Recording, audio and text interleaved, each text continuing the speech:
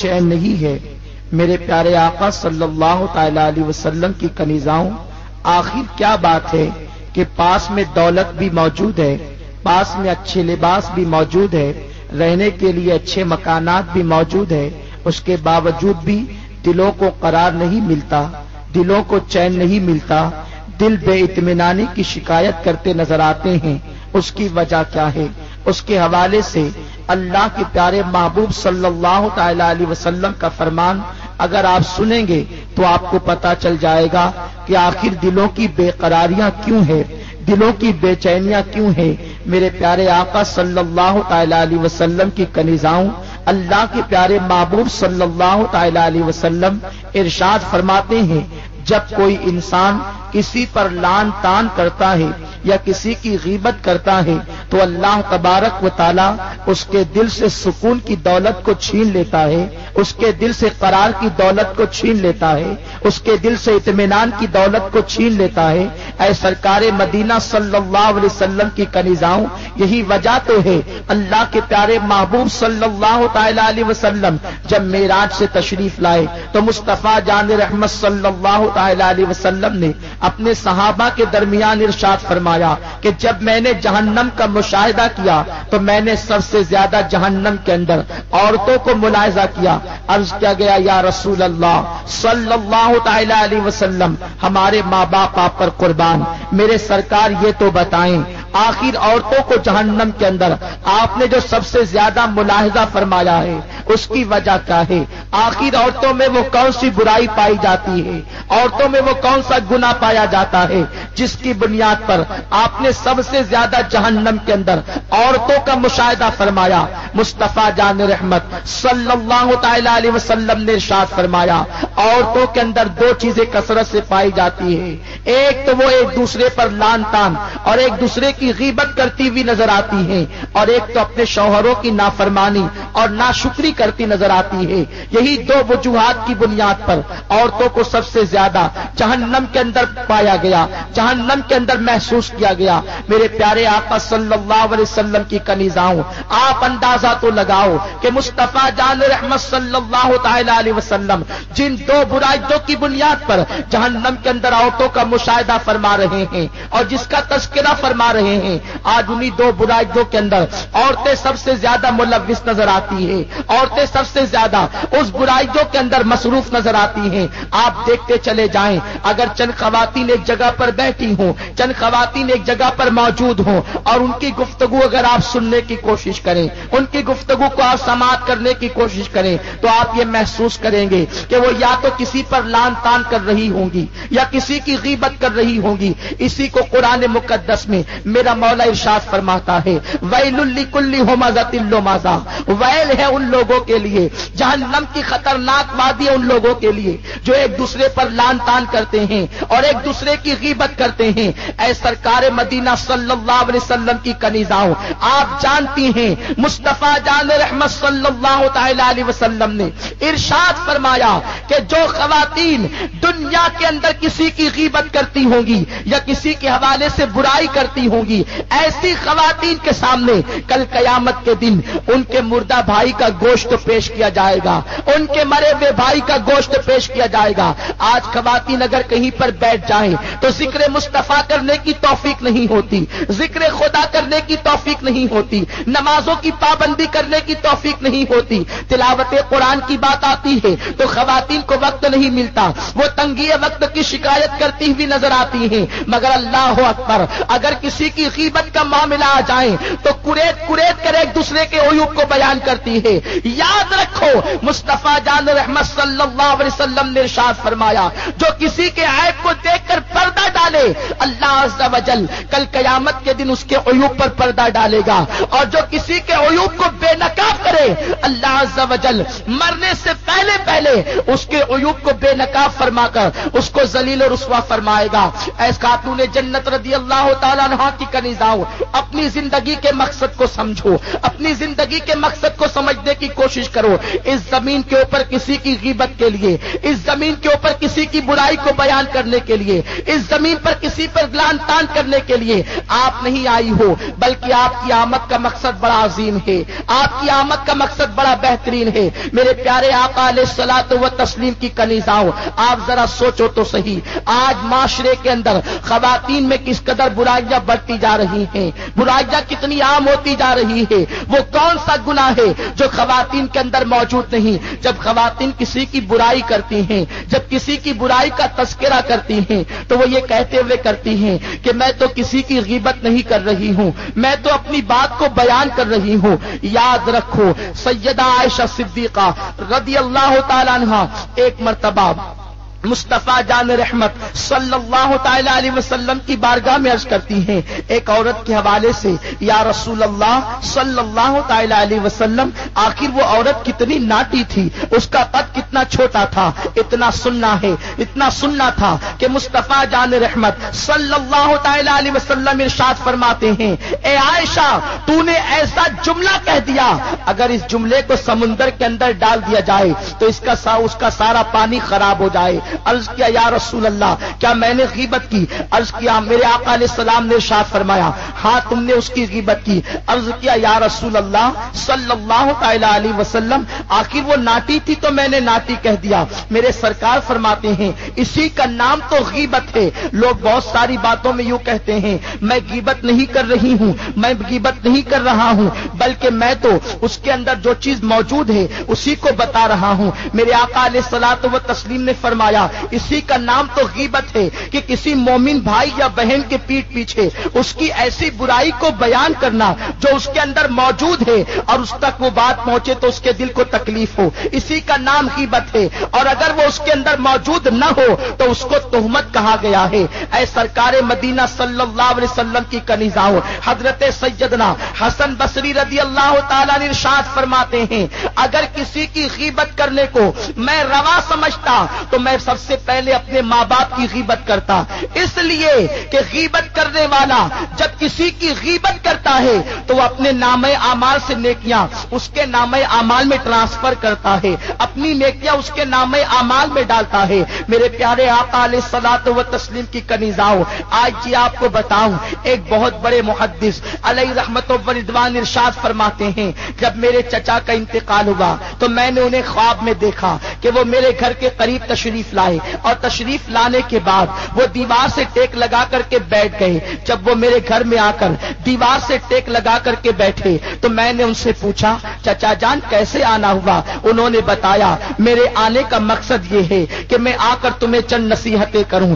اللہ اکبر! وہ محدث کہتے ہیں جب میں نے اپنے چچا سے پوچھا چچا کیا نصیحت کرنا چاہتے ہیں آپ، آخر کیا بتانا چاہتے ہیں، تو اس شخص نے کہا، ان کے چچا نے کہا کہ میں نے قبر کے اندر جو معاملات سے گزرا ہوں اسی کی خبر میں تمہیں دینے کے لیے آیا ہوں۔ تو وہ کہ محدث کہتے ہیں چچا جان اللہ نے آپ کے ساتھ کیا معاملہ فرمایا؟ وہ محدث سے ان کے چچا جواب دیتے ہیں کریم سے کیا امید کی جا سکتی ہے، اس نے مجھ پر کرم ہی فرمایا، مگر میں 20 سال سے دھوپ کے اندر کھڑا ہوں اور بڑی تکلیف میں ہوں، میرے سارے معاملات درگزر کر دیے گئے، ساری خطاؤں کو معاف کر دیا گیا، ساری غلطیوں کو معاف کر دیا گیا، مگر ایک گناہ ایسا ہے جس پر معافی کا معاملہ نہیں ہو رہا ہے، مجھے معاف نہیں کیا گیا۔ وہ محدث سوال کرتے ہیں آخر وہ کون سی بڑی غلطی ہے، آخر وہ کون سی بڑی خطا ہے جس کے حوالے سے معافی کی کوئی صورت نظر نہیں آتی اور آپ کو دھوپ میں کھڑا رکھا گیا ہے؟ تو وہ جواب دیتے ہیں میرے تمام گناہوں کو معاف کر دیا گیا، تمام خطاؤں کو درگزر کر دیا گیا، مگر میں جو لوگوں کی غیبت کرتا تھا اس کو معاف نہیں کیا گیا۔ تو میں تمہیں نصیحت کرنے کے لیے آیا ہوں کوئی گناہ چاہو کرو مگر اللہ اکبر کبھی غیبت مت کرنا، اس لیے کہ ہر گناہ کے معاملے میں میں نے اللہ کو کریم پایا، اس نے مجھے معاف کیا مگر غیبت معاف نہ کی اور اس کی سزا مجھے مل رہی ہے۔ میرے پیارے آقا صلی اللہ علیہ وسلم کی کنیزاؤں، آپ ذرا سوچو تو صحیح، اتنے عظیم محدث کے چچا یہ جملہ فرما رہے ہیں قبر کے حوالے سے کہ انسان کے سارے گناہوں کو معاف کر دیا جاتا ہے مگر اس کی غیبت کو اس وقت تک تک اس کے غیبت کرنے کو معاف نہیں کیا جاتا جب تک کہ غیبت کرنے والا اسے معاف نہ کر دے۔ میرے پیارے آقا علیہ الصلوۃ والتسلیم کے پیارے دیوانوں، اس لیے اللہ عز و جل نے یہاں پر ہمیں بڑے قیمتی لمحات عطا فرمائے۔ یہ زندگی بڑی قیمتی ہے، یہ زندگی بڑی عظیم ہے، اس زندگی کا مس یوز نہ کرو، اس زندگی کا غلط استعمال نہ کرو، ایک ایک لمحے کی قدر جانو، ورنہ جب قبر کے اندر جاؤ گے تو اس وقت تو اللہ اکبر انسان کو پچھتائے گا، اور پچھتانے کے بعد اس کو کچھ ہاتھ آنے والا نہیں ہے۔ اے سرکار مدینہ علیہ الصلوۃ والتسلیم کی کنیزاؤں، اپنی زندگی کے مقصد کو سمجھو، اس زمین پر کیوں آئی ہو، زمین پر آنے کا مقصد کیا ہے۔ آج کل خواتین کی زندگی کا جائزہ لیا جائے، جب ایک خاتون اپنی سسرال سے اپنے میکے تشریف لے جاتی ہیں، جب اپنی ساس کے گھر سے اپنے باپ کے گھر تشریف لے جاتی ہیں، اپنے باپ کے گھر آتی ہے، تو آنے کے بعد اگر اس سے سوال کیا جائے بیٹی کیسی ہو، تو فوراً اپنے شوہر کی برائی کرنا شروع کر دیتی ہے، اپنی نندوں کی برائی کرنا شروع کر دیتی ہے، اپنی ساس کی برائی کرنا شروع کر دیتی ہے۔ یاد رکھو یہ سب غیبت کے زمرے میں ہیں، اور اللہ کے رسول صلی اللہ علیہ وسلم نے ارشاد فرمایا غیبت کرنے والوں کو کل قیامت کے دن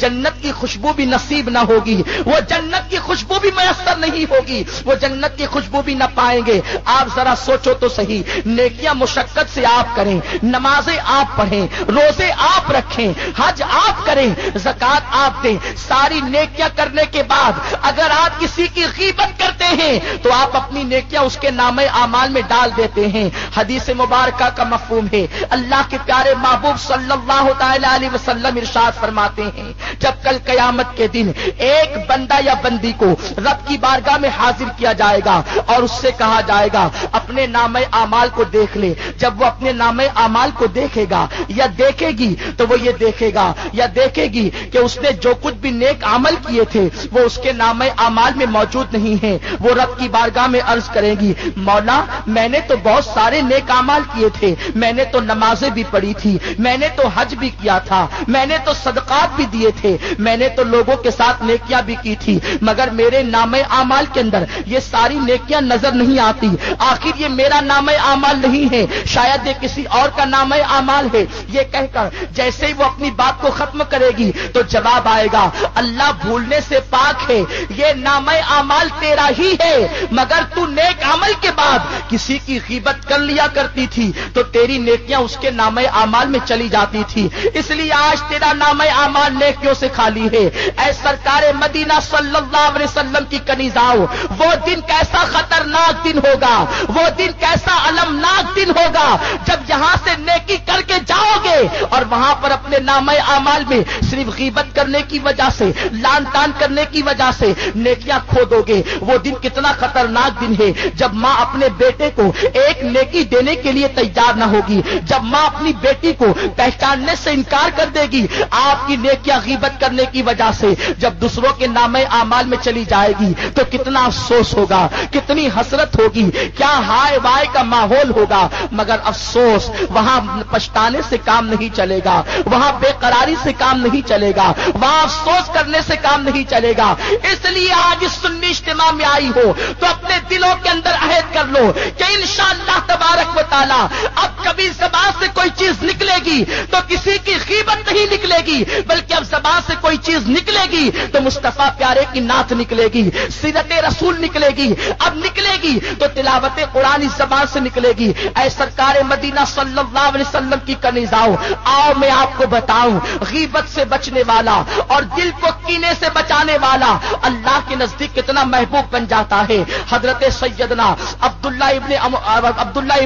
عمرو ابن عاص رضی اللہ تعالیٰ عنہما ارشاد فرماتے ہیں ہم صحابہ کی محفل میں بیٹھے ہوئے تھے، ہم سرکار علیہ الصلوۃ والسلام کے درمیان بیٹھے ہوئے تھے، صحابہ کی محفل سجی تھی، مصطفیٰ جان رحمت صلی اللہ تعالیٰ علیہ وسلم جلوہ گر تھے، اللہ کے پیارے محبوب صلی اللہ تعالیٰ علیہ وسلم نے ارشاد فرمایا اے لوگو کیا تم آج کسی جنتی کی زیارت کرنا چاہتے ہو، کیا تم آج کسی جنتی کو دیکھنا چاہتے ہو؟ صحابہ نے عرض کیا فدا کا امی و ابی یا رسول اللہ، میرے سرکار ہمارے ماں باپ آپ پر قربان मेहमान, क्यों नहीं हम किसी जन्नती को देखना चाहें। यकीनन हम किसी जन्नती की जियारत करना चाहते हैं। मेरे आका अलैहिस्सलातु व तस्लीम ने फरमाया, अनकरीब यहां से एक इंसान गुजरेगा, उसे देख लो वो जन्नती इंसान है। उसके बाद सहाबा फरमाते हैं, हमने देखा एक शख्स वुजू करने के बाद उनकी दाढ़ी से पानी के कतरात, वुजू के पानी के कतरात टपक रहे थे, उनको पानी के कतरात टपक रहे थे और उनके एक हाथ में जूतियां थी। वो हमारे दरमियान से सलाम करके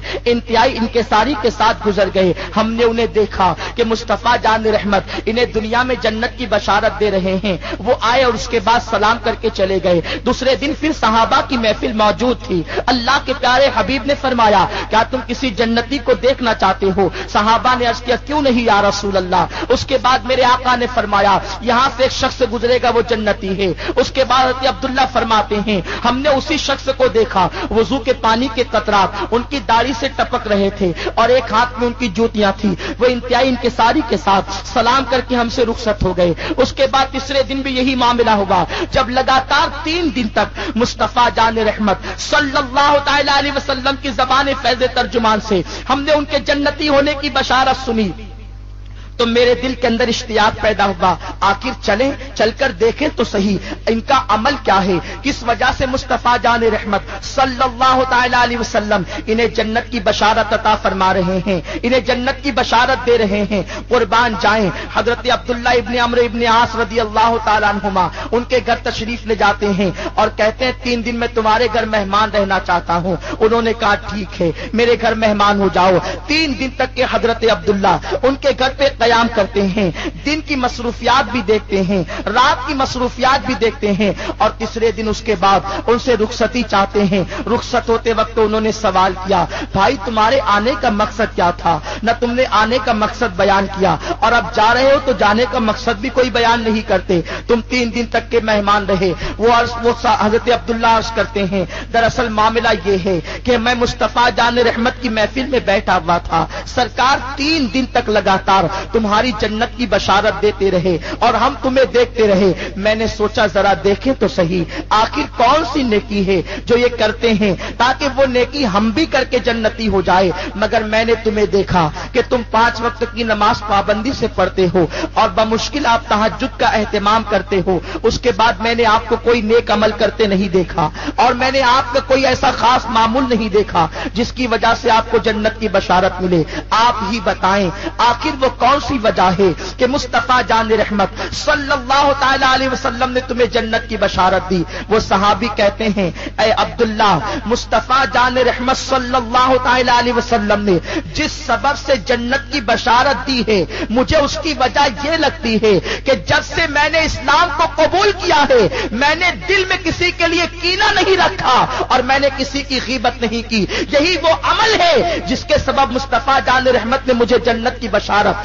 दुनिया के अंदर अता फरमाई है। ऐ खातून जन्नत की कनीज़ाओं, आप अंदाजा लगाए गीबत से बचना कितनी अजीम चीज है, अपने जबान को गीबत से बचाना कितनी प्यारी चीज है। मगर अफसोस, आज तो सास की बुराई, ननद की बुराई, शौहर की बुराई एक खातून अपनी जबान से करती नजर आती हैं। बल्कि मामला यहां तक हो गया, जो चीजें जो तकालीफ शौहर से नहीं भी पहुंचती, उन सारी चीजों का तस्करा बढ़ा चढ़ाकर बाप के यहां पर लगाया जाता है और बाज़ाब्ता तौर पर शौहर और बाप में बाज़ाब्ता झगड़े लगाए जाते हैं ताकि जुदाई का माहौल पैदा हो, बुराई का माहौल पैदा हो। आज से मैं आपको बताऊं, फरमाया गया अगर कोई खातून अपनी ससुराल में तकलीफ को बर्दाश्त करके अल्लाह की बारगाह में सब्र करती है और जब उससे पूछा जाए कैसी हो तो अल्हम्दुलिल्लाह कहती है, ऐसी खातून को अल्लाह तबारक व तआला जिहाद का सवाब अता फरमाता है। ऐ खातून जन्नत की कनीज़ाओं, आपके सब्र पर, आपके शुक्र पर मुस्तफा प्यारे सल्लल्लाहु तआला अलैहि वसल्लम जिहाद के सवाब अता फरमा रहे हैं, जिहाद के सवाब की बशारत अता फरमा रहे हैं। मगर अफसोस, कितने अफसोस की बात है, आज खवातीन की कैफियत ये हो गई, अगर किसी गरीब शौहर के साथ शादी हो गई तो घर उसे जचता नजर नहीं आता, उसे पसंद आता नजर नहीं आता। शौहर के अंदर जो बुराइयां नहीं है वो सारी बुराइयों का इजहार करती है, बढ़ा चढ़ाकर पेश करती है, शौहर को ऐब लगाती है। अच्छी तरह ज़हन नशीन कर लो,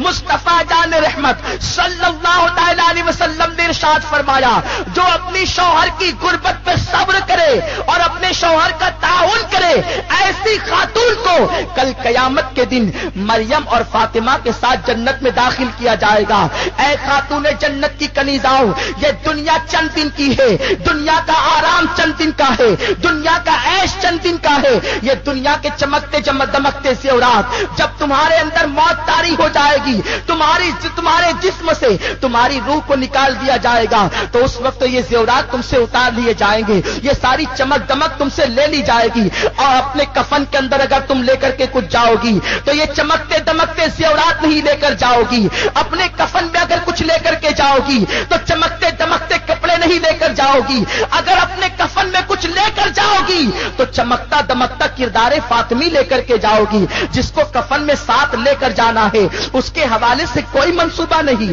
جس کو چمکتا دمکتا کردار لے جانا ہے، جو نیکیوں کی سوغات لے جانا ہے، اس کے حوالے سے کوئی تیاری نہیں۔ دنیا کی رنگ ریلیوں کے اندر اتنی پھنس چکی ہو کہ معاذ اللہ رب العالمین شوہر کے اندر کے پاس شادی سے پہلے یہ فرمائش کرتی ہو تم اپنی ماں کو چھوڑ دو، تب ہم تمہارے ساتھ سکون سے رہیں گے، تمہارے ساتھ زندگی گزارو گے۔ خبردار، مصطفیٰ جان رحمت صلی اللہ علیہ وسلم کا فرمان وہ خواتین کان کھول کر سن لے جو یہ پوزیشن رکھتی ہے اپنی ماں کو چھوڑو تب میں تمہارے ساتھ رہوں گی۔ اچھی طرح سے ذہن نشین کر لو، تم آج کی بیٹی ہو، آج کی بہو ہو، مگر کل کی تم بھی ماں ہونے والی ہو۔ مصطفیٰ جان رحمت نے فرمایا کما تدین تدان، تم جیسا کرو گے تمہارے ساتھ بھی ویسا ہی کیا جائے گا۔ اگر تم اپنی جوانی میں اپنے شوہر کے سامنے یہ پوزیشن رکھتی ہو، یہ شرط رکھتی ہو کہ اگر تم اپنی ماں کو چھوڑو گے تو میں تمہارے ساتھ رہوں گی ورنہ نہیں رہوں گی،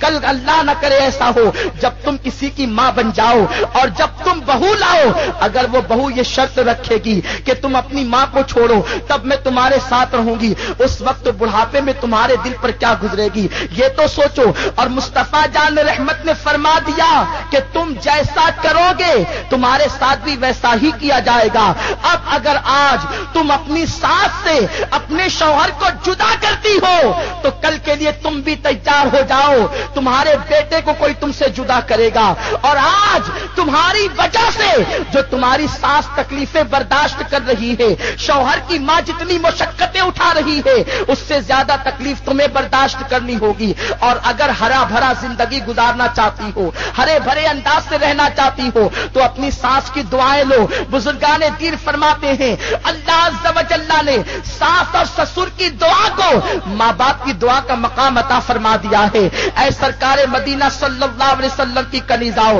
اس لیے ہوش کے ناخن لو، ہم کسی مغربی تہذیب کے عادی نہیں ہیں، ہم دنیا کے کسی تہذیب پر عمل کرنے والے نہیں ہیں۔ الحمدللہ ہمارے پاس قرآن جیسی عظیم کتاب موجود ہے، ہمارے پاس مصطفیٰ جان رحمت کا چمکتا دمکتا کردار موجود ہے، ہمارے پاس سیدہ فاطمہ کا چمکتا دمکتا کردار موجود ہے۔ ان کے کردار کو ذرا پڑھو تو صحیح، اللہ اکبر۔ آج خواتین کی بڑی عجیب کیفیت ہے، وہ گناہوں کے دلدل میں بھی پھنستی چلی جا رہی ہے، گناہوں کی عادی بھی ہوتی چلی جا رہی ہے، اور ساتھ ہی ساتھ اپنے شوہروں کے ساتھ غدار بھی ہوتی چلی جا رہی ہے۔ معاذ اللہ، ایک خاتون اسکرین پر دیکھتی ہیں کہ ایک لڑکی اپنے شوہر کے ساتھ بغاوت کر کے جس طرح دوسرے کے ساتھ افیئر کر لیتی ہے، آج ہماری بہنیں بھی معاذ اللہ ثم معاذ اللہ اس رستے پر چلنے کی کوشش کر رہی ہے اور شوہر کو دھوکہ دیتی نظر آ رہی ہے۔ ذرا سوچو تو صحیح، ایک خاتون کی عزت اس میں نہیں ہے کہ اس کے پاس اچھے زیورات موجود رہیں، اچھے کپڑے موجود رہیں، ایک خاتون کی عزت اس میں ہے کہ اس کے پاس کردار فاطمی کا زیور موجود رہے، اس کے پاس حیا کا زیور موجود رہے۔ خدا کی قسم، اگر عزت پاس میں نہیں ہے، ایمان کی دولت پاس میں نہیں ہے تو یہ زیور کیا کام آئیں گے، یہ لباس کیا کام آئے گا۔ آج میں آپ کے سامنے ایک حدیث مبارکہ پیش کروں جس کو خواتین سنیں اور سن کر اپنے دل کے نیا خانے میں جگا دیں، اور آج کے بعد تمام خواتین یہ کوشش کریں کہ وہ اپنے شوہروں کی وفادار اور فرما بردار بن کر کے رہیں، اس لیے کہ مصطفیٰ جان رحمت نے شوہر کی وفادار عورت کو دنیا کے اندر جنت کی بشارت عطا فرمائی ہے، دنیا میں جنت کی بشارت دے دی گئی ہے۔ آج جی آپ کو بتاؤں، اے سرکار مدینہ صلی اللہ تعالی علیہ وسلم کی کنیزاؤں، یہ حضرت ام سلیم رضی اللہ تعالی عنہا ہیں، اپنے شوہر کی کیسی فرما بردار ہیں، کیسی وفادار ہیں، شوہر کی خوشی میں کس طریقے سے شریک ہوتی ہیں، شوہر کو غموں سے کیسے بچاتی ہے۔ ابھی آپ نے مجھ سے پیشتر بلبلے حضور بلبلے باغ مدینہ سے سنا کہ اللہ عز و جل نے ارشاد فرمایا کہ تم عورتیں مردوں کا لباس ہے اور مرد عورت کا لباس ہے، غم اور خوشی میں ایک دوسرے کے پارٹنر ہے، خوشیوں میں بھی پارٹنر ہو، غموں میں بھی پارٹنر ہو۔ خوشی کا موقع آئے تو اپنی خوشیاں اپنے شوہر کے قدموں پر نثار کر دو، اور غم کا موقع آئے تو ان کا غم لے کر ان کے غم کو ہلکا کرنے کی کوشش کرو۔ اس پر ثواب کی بڑی بشارت دی گئی ہے، اور یہ دنیا ہمارے لیے قید خانے کی حیثیت رکھتی ہے، ہمارے لیے تو آخرت ہی سب کچھ ہے۔ آخرت دائمی زندگی کا نام ہے، آخرت ہمیشہ رہنے والی چیز کا نام ہے، آخرت کا آرام ہمیشہ کا آرام ہے، آخرت کی جنت ہمیشہ کی جنت ہے، آخرت کی نعمت ہمیشہ کی نعمت ہے۔ اس نعمت کے بعد پھر اس نعمت کو کبھی زوال نہیں ہے۔ میرے پیارے آقا علیہ الصلوۃ والتسلیم کی کنیزاؤں، حضرت سیدنا ام سلیم رضی اللہ تعالی عنہ، ان کے شوہر حضرت سیدنا ابو طلحہ انصاری رضی اللہ تعالی عنہ ہیں۔ آپ سفر پر تشریف لے جاتے ہیں اور یہ فرما کر جاتے ہیں میں فلاں دن واپس آؤں گا، میں فلاں دن حاضر ہو جاؤں گا۔ حضرت ام سلیم رضی اللہ تعالی عنہ شوہر کی آمد کا انتظار کرتی ہیں، اور آمد کا انتظار کرنے کے بعد آپ کے دل و دماغ میں تصور تھا جب میرے شوہر تشریف لائیں گے تو میں مسکرا کر کے ان کا استقبال کروں گی، اس لیے کہ میرے آقا علیہ الصلوۃ والتسلیم ارشاد فرماتے ہیں اگر کسی کا شوہر گھر میں آئے، شوہر کے گھر میں آنے سے پہلے وہ بناؤ سنگھار کرے اور مسکرا کر اپنے شوہر کا استقبال کرے، اس مسکراہٹ پر بھی میرے سرکار نے اس خاتون کو جنت کی بشارت عطا فرمائی ہے۔ میرے آقا فرماتے ہیں جب کوئی بیوی اپنے شوہر کا مسکرا کر کے استقبال کرتی ہے تو فرشتہ اس سے کہتا ہے اے خاتون تو نے مسکرا کر اپنے شوہر کا استقبال کیا، اللہ عز و جل نے تیرے تمام گناہوں کی مغفرت فرما دی، تیرے تمام گناہوں کی بخشش فرما دی۔ آپ اندازہ تو لگائے اے سیدہ فاطمہ کی کنیزاؤں، شوہر کا مسکرا کر استقبال کرنے پر تمام گناہوں کا کفارہ ہونے کی بشارت دی جا رہی ہے۔ ام سلیم انتظار کرتی ہے میں شوہر کی آمد پر ان کا استقبال کروں گی، مسکرا کر کے استقبال کروں گی۔ آج عورتوں کی کیفیت کیا ہے، جب گھر میں رہتی ہیں تو سب سے ہنسی خوشی رہتی ہے، اور شوہر کے آنے کا وقت ہوتا ہے تو غمگین ہو کر کے بیٹھ جاتی ہے، منہ اتار کر کے بیٹھ جاتی ہے تاکہ شوہر کا ٹینشن دوبالا ہو جائے۔ یاد رکھو ایسا نہ کرو، بلکہ ایک دوسرے کے خوشی میں ایک دوسرے کو شریک کرو، ایک دوسرے کے غم کو ہلکا کرنے کی کوشش کرو۔ اللہ عز و جل نے عورتوں کو مردوں کے لیے سکون کا ذریعہ بنایا ہے، آنکھوں کی ٹھنڈک بنائی ہے۔ اگر اس مقصد کو حل نہیں کیا جاتا تو یاد رکھو پھر تمہارے شوہر تمہاری ہی غلطیوں کی وجہ سے غلط رستے پر چل پڑتے ہیں، اور اس کی ذمہ دار تم ہوتی ہو۔ اس لیے اللہ سے ڈرو اور ان کی غیر موجودگی میں ان کے بستروں کی حفاظت کرو، اور اس کے بعد اللہ عز و جل نے جس طریقے سے شوہروں کے ساتھ رہنے کا حکم دیا ہے اس طریقے سے رہ کر کے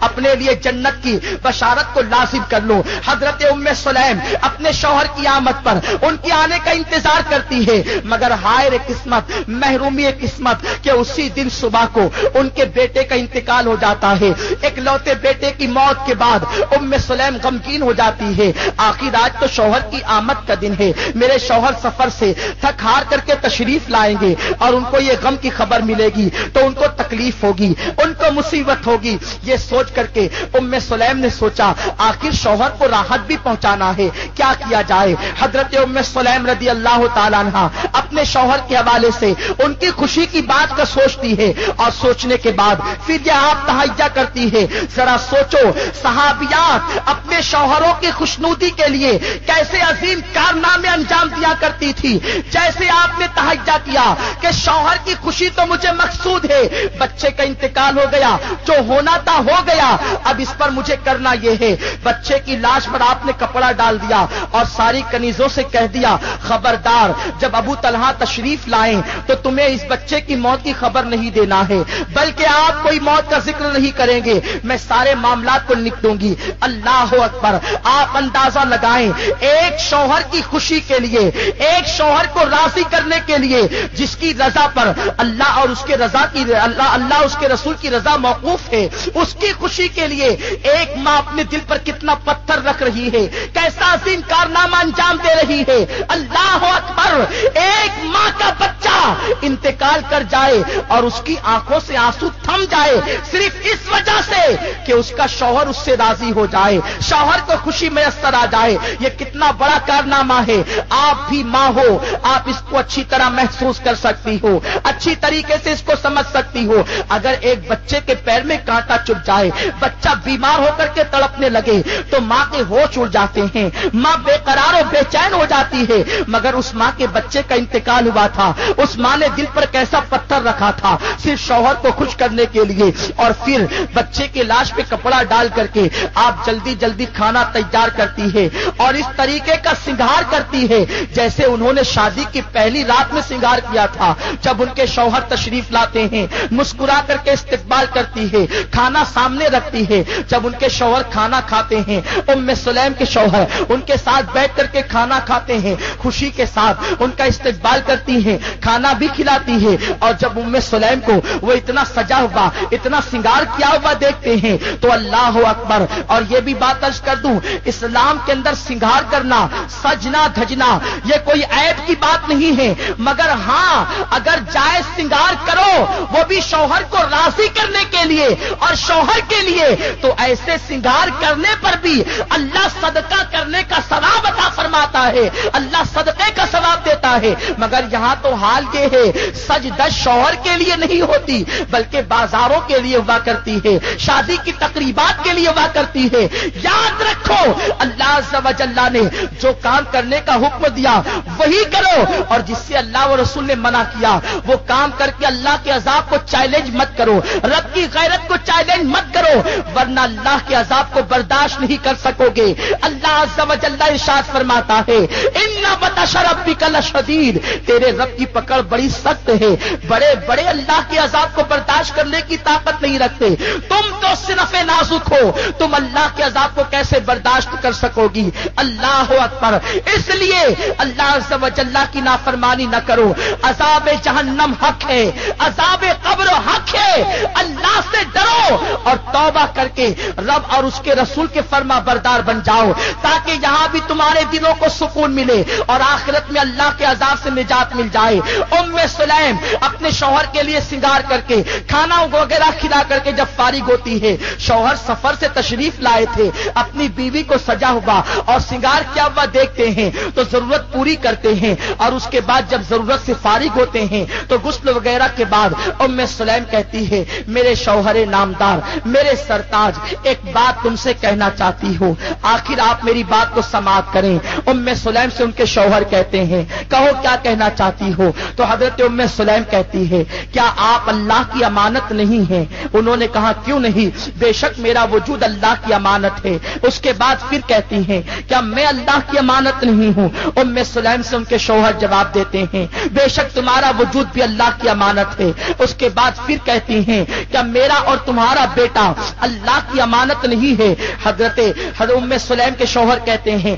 ایسی بات تم کیوں کہہ رہی ہو، یہ بات کہنے کی وجہ کیا ہے؟ ام سلیم کہتی ہے جب تم بھی رب کی امانت ہو، میں بھی اللہ کی امانت ہوں، میرا اور آپ کا بیٹا بھی اللہ کی امانت تھا، تو اللہ کی امانت اللہ نے واپس لے لی ہے، اب ہمیں صبر کرنا چاہیے، اس لیے کہ جس کی امانت وہ واپس لے لے تو وہاں غم منانے کی ضرورت کیا ہے، غم کرنے کی ضرورت کیا ہے، ہمیں صبر کرنا چاہیے۔ یہ کہہ کر پہلے اپنے شوہر کو خوش کیا اور اس کے بعد موت کی خبر دی۔ ابھی رات میں یہ واقعہ ہو ہی رہا تھا کہ صبح کو جب ان کے شوہر نماز فجر کے لیے مسجد میں پہنچے تو اللہ کے پیارے حبیب صلی اللہ علیہ وسلم کا چہرے مبارک خوشی سے تمتما رہا تھا، سرکار علیہ السلام کے چہرے مبارک پر خوشی کے आसार थे। और मेरे सरकार फरमाते हैं, ऐ लोगों, उम्मे सुलैम ने अपने शौहर को खुश करने के लिए जो कुर्बानी पेश की है, अल्लाह उससे बहुत खुश हो गया है। और उम्मे सुलैम को वो सलाम इरशाद फरमाता है। आप अंदाजा लगाएं, आप गौर करें, एक बीवी अगर अपने शौहर को खुश करने के लिए कुर्बानी देती है तो रब की तरफ से उस पर सलाम नाजिल होता है। मगर अफसोस, आज ये सारी चीजों को भुला दिया गया। आज तो टीवी की स्क्रीन पर जो देखते हैं बस उसी पर अमल करने की कोशिश करते हैं। याद रखो, हमारा मजहब टीवी को नमूना बनाने का हुक्म नहीं देता, बल्कि हमारा मजहब मुहज्जब तो लक़द कान लकुम फी रसूलिल्लाह उस्वतुन हसना की तालीम अता करता है। इसलिए आज के बाद इस सुन्नी इज्तिमा में आप आई हो, यहां से अहद करके जाओ, इंशाअल्लाह आज के बाद हमारी जात से हमारे शौहरों को कोई तकलीफ न पहुंचेगी। हमारी जबान अब किसी की गीबत के लिए नहीं बल्कि नाते मुस्तफा और तिलावत कुरान के लिए खुलेगी। और इंशाअल्लाह आज के बाद हमारा वजूद पर्दे का पाबंद भी होगा और इस्लाम के कवानीन को हम अपने वजूद पर नाफिज भी करेंगे। मेरी आपसे गुजारिश है, आपके आने का मकसद सिर्फ इसलिए उसी वक्त पूरा हो सकता है जब आप यहां से जाने के बाद इन तमाम अल्लाह और रसूल के फरामीन पर अमल करके अपनी जिंदगी के अंदर इनकलाब पैदा करें। वरना आपका आना और आपका जाना सिवाय तफरी के कुछ और भी नहीं हो सकता। अगर आप अपने आने को बामकसद बनाना चाहती हैं और अपने जाने को बामकसद बनाना चाहती हैं तो आज से मेरी गुजारिश है, आप इन बातों पर अमल करें। जाते जाते एक रिवायत जो इंतहाई अहम खवातीन के याद रखने की है पेश कर दूं। हजरत सैयदना आतिका रदी अल्लाह तआला अन्हा, ये आतिका वो खातून है सहाबियात में जिनकी खुसूसियत ये थी कि वो हर नमाज बाज़ाब्ता मस्जिद में जाकर अदा फरमाती थी। जब हजरत आतिका के शौहर का इंतकाल हुआ तो दौरे फारूकी के अंदर सैयदना फारूक आजम रदी अल्लाह तआला अन्हु ने हजरत आतिका को निकाह का पैगाम दिया।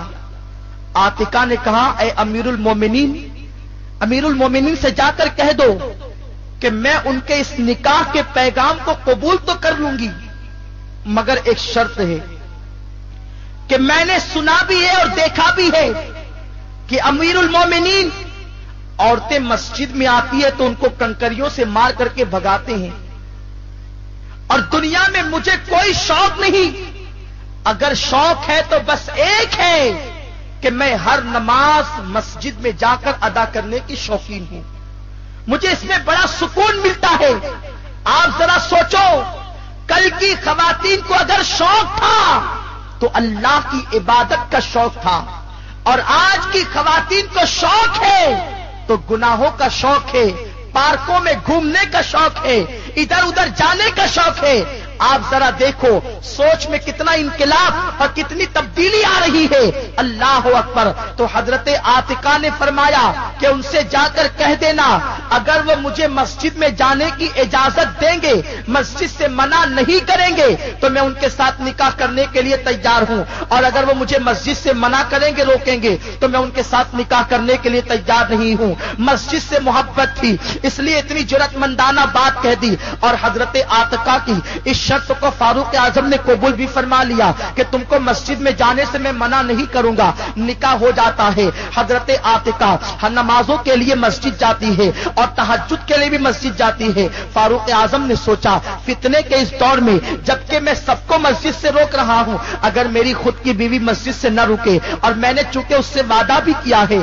कि मैं उसको मस्जिद से न रोकूंगा, इस सिलसिले के अंदर फारूक आजम ने देखा कि वो तहज्जुद के लिए कब जाती है। अपने बिस्तर से निकले और निकलने के बाद एक दरख्त की ओट में जाकर के छुप जाते हैं। आतिका जब तहज्जुद के लिए मुकम्मल अपने वजूद पर चादर लपेटकर, कंबल लपेटकर मस्जिद नबवी शरीफ के करीब आने लगती है तो आप दरख्त की ओट से बाहर निकलते हैं और आतिका के सर पर एक हाथ मारते हैं और जाकर फिर दरख्त में छुप जाते हैं। हजरत आतिका ने इधर उधर देखा, कोई नजर न आया, सर पर एक हाथ पड़ा। उसके बाद आतिका ने कहा, इन्ना लिल्लाहि व इन्ना इलैहि اے اللہ تو گواہ رہنا کہ مجھے مسجد سے بڑی محبت ہے، میں مسجد میں عبادت کرنا چاہتی ہوں، مگر فتنے کا دور آ گیا، کسی نے میرے سر پر مار دیا اور وہ ہاتھ کسی مرد کا لگتا ہے، یہ فتنے کا دور آ گیا، اب گھروں سے نکلنا مناسب نہیں ہے، یہ کہہ کر آپ گھر کو لوٹ گئی۔ راوی بیان کرتے ہیں اس دن آپ نے گھر میں قدم رکھا اور جب آپ گھر سے باہر نکلی تو کبھی زندہ گھر سے باہر نہ نکلی، اسی وقت تو آپ کو گھر سے باہر نکالا گیا جب آپ کا جسد پاک ایک جنازے میں رکھا ہوا تھا۔ آپ اندازہ لگائیں خواتین کا کردار یہ تھا، اس دور کو خواتین نے فتنے کا دور کہہ کر جو گھر کے اندر قدم رکھا تو زندگی میں کبھی قدم گھر سے باہر نہ نکالا۔ آج کا دور کتنے فتنے کا دور ہے، مگر ہماری ماں بہنوں کو اس وقت تک سکون نہیں ملتا جب تک کہ وہ بازاروں کی سیر نہ کریں، وہ ادھر ادھر نہ گھومے۔ یاد رکھو اللہ کے پیارے حبیب صلی اللہ علیہ وسلم نے ارشاد فرمایا جب تک عورتیں اپنے گھروں میں پردے کی پابند رہے گی ان کی عزت کی حفاظت کا ذمہ اللہ کے کرم پر ہے، اور جب وہ اس سے باہر نکل گئی تو اللہ و رسول پر ان کا کوئی ذمہ نہیں، پھر ان کی عصمت ایسے ہی بکھرے گی جیسے خوشبو فضاؤں کے اندر بکھر جایا کرتی ہے۔ اس لیے اے سیدہ فاطمہ کی کنیزاؤں، اگر اپنی عزت کا تحفظ چاہتی ہو تو گھروں کو اپنا مسکن بناؤ، گھروں کے اندر رہ کر کے اپنی عزت کا تحفظ کرو۔ یہ دور فتنے کا دور ہے اور اسی میں ہماری دنیا اور آخرت کی بھلائی ہے۔ دوران بیان جو کچھ غلطی ہو اللہ عز و جل اسے معاف فرمائے۔